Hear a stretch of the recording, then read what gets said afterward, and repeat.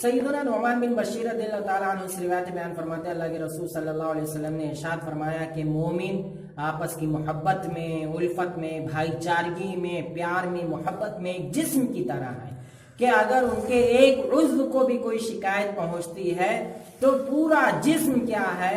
درد سے اور بخار سے جھنجھنا اٹھتا ہے، ہاں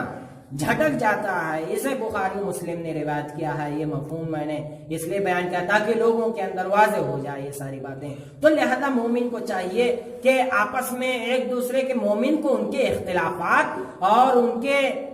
مذاہب اور ان کے مسلک آپس میں دور نہیں کر سکتے۔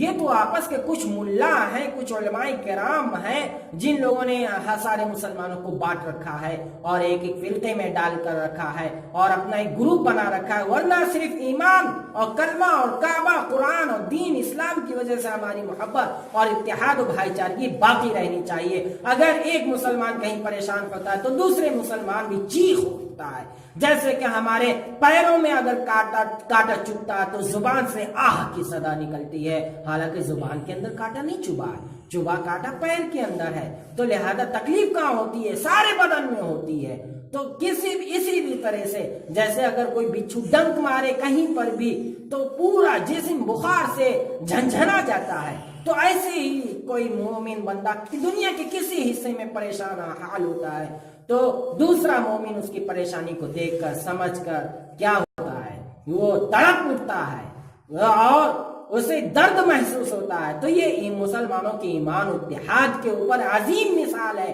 اور اس بات کی بھی دعوت ہے کہ ہمارے اندر اسی طرح کی اخلاص اور بے لوث محبت ہونی چاہیے آپس میں، تاکہ ہمارے اتحاد اتفاق پروان چڑھتے رہے۔